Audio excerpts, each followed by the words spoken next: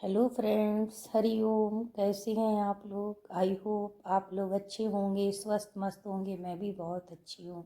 Friends, Shri Krishna भगवान कहते हैं, अंत में क्या होगा, अंत में क्या होने वाला है और कैसे कैसे होगा, ये सब मुझे शुरू से ही ज्ञात था। फिर भी मैंने राधा से बेहिंता मोहब्बत की, प्यार किया और निभाया। कुछ लोग दिखावे के लिए आपके साथ होते हैं, आपके साथ बैठते हैं, खाते हैं, पीते हैं और बाद में आपके पीछे बुराई करते हैं।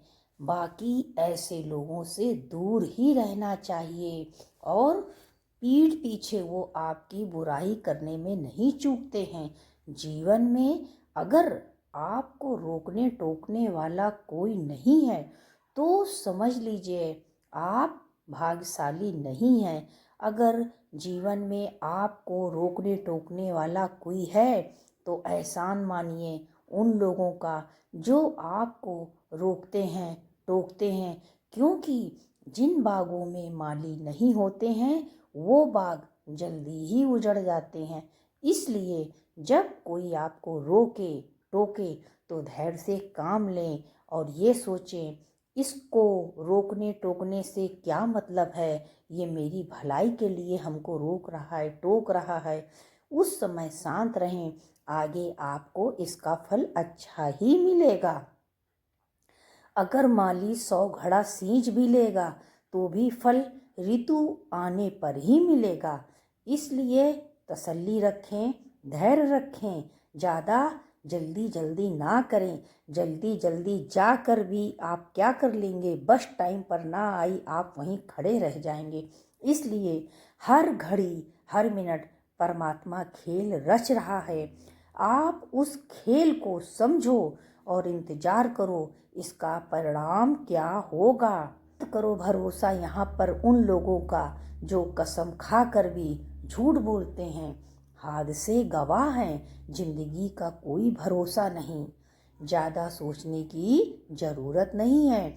लोगों को आदत होती है सामने सलाम पीठ पीछे बदनाम करने की, तो हम इनसे क्यों बदनामी मोल लें। अगर हम बदनाम हों भी भगवान के लिए हों। नज़रों में सम्मान, बोलने में मर्यादा हर रिश्ते को मजबूत करती है। इसलिए जब भी बोले मीठा बोलें, बड़ों का सम्मान करें। इसलिए बड़ों का सम्मान करें। बहुत मुश्किल से बड़े बूढ़े बुजुर्ग आपकी ज़िंदगी में होते हैं। कई कई बच्चों के तो बचपन में ही माँ बाप नहीं होते हैं। अगर आपके जीवन में ऐसे लोग हैं तो आप उनका आशीर्वाद ज़रूर लें। बहुत मुश्किल है ज़िंदगी, क्योंकि झूठ कहो तो खुद को परेशानी, सच कहो तो सबको परेशानी। गलत फहमियाँ गलतियों से ज़्यादा खतरनाक होती हैं। अगर खोने का डर और पाने की चाहत ना होती तो ना कोई भगवान होते, ना प्रार्थना होती। करूँ मैं नित नित तेरा ध्यान, यही है प्रार्थना मेरी, यही है प्रार्थना मेरी। भगवान से यही प्रार्थना करें, हर जन्म में आप ही हमको मिलें। घमंड भरी बातें करके किसी का दिल नहीं दुखाएं, क्योंकि समय घमंड भी तोड़ देता है और किसी से बात करने लायक भी नहीं छोड़ता। क्या मिलिए, क्या मिलिए ऐसे लोगों से जिनकी फितरत छुपी रहे। वो आने वाला कल है वो हमेशा गुजरे हुए कल से बेहतर होगा। यही सोच आपको जीवन में कभी निराश नहीं होने देगी। समय कितना भी कठिन क्यों ना हो, आपको कभी हरा नहीं सकता। जब तक आपके घर में प्रेम है, प्यार है, सब लोग एकत्रित हैं और आप खुद हार ना माने, तब तक आपको कोई हरा नहीं सकता। इसलिए धैर्य रखें, अपना कर्म करें और विश्वास को कभी डगमगाने ना दें। सेठ जी थे, उनसे लक्ष्मी बहुत खुश रहती थी। किसी बात पर एक दिन लक्ष्मी जी उनसे रूठ गईं और बोली, मैं जा रही हूँ, मेरे जाते ही नुकसान आ रहा है, तैयार हो जाओ। लेकिन मैं तुम्हारी श्रद्धा भाव भक्ति से बहुत खुश हूँ, इसलिए मैं तुम्हें आशीर्वाद देती हूँ, मांगो, क्या मांगते हो। सेठ होशियार था, उसने कहा, नुकसान आए तो आने दो, बस मेरे परिवार में प्रेम प्यार बना रहे। लक्ष्मी जी ने तथास्तु कहा और चली गईं। कुछ दिन बाद सेठ जी की बड़ी बहू खिचड़ी बना रही थी। उसने स्वादानुसार नमक डाला और दूसरे काम में लग गई। दूसरी बहू आई और उसने स्वादानुसार नमक डाला, फिर चली गई। तीसरी बहू आई, उसने फिर नमक डाला फिर चली गई। अब सासू माँ आई, उन्होंने भी नमक डाला, फिर वो चली गई। इस तरह से सभी लोगों ने बारी बारी से नमक डाला। शाम को सबसे पहले सेठ जी आए और खिचड़ी खाने बैठे। जैसे ही पहला निवाला उन्होंने मुंह में डाला और वो समझ गए इसमें नमक इतना ज़्यादा है कि खाया नहीं जा सकता। वो समझ गए नुकसान आ चुका है।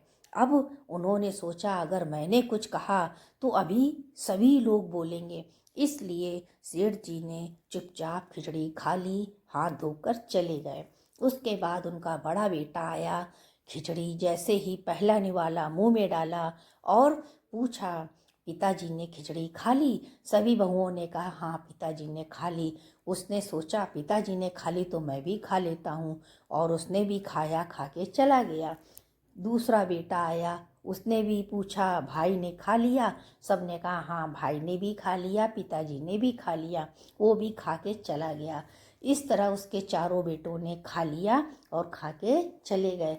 बाकी बाद में बहुओं ने खाया तो सोचा कितना नमक ज़्यादा है। सास ने भी सोचा, आज बहू ने नमक ज़्यादा डाल दिया है, लेकिन किसी ने किसी से कुछ नहीं कहा।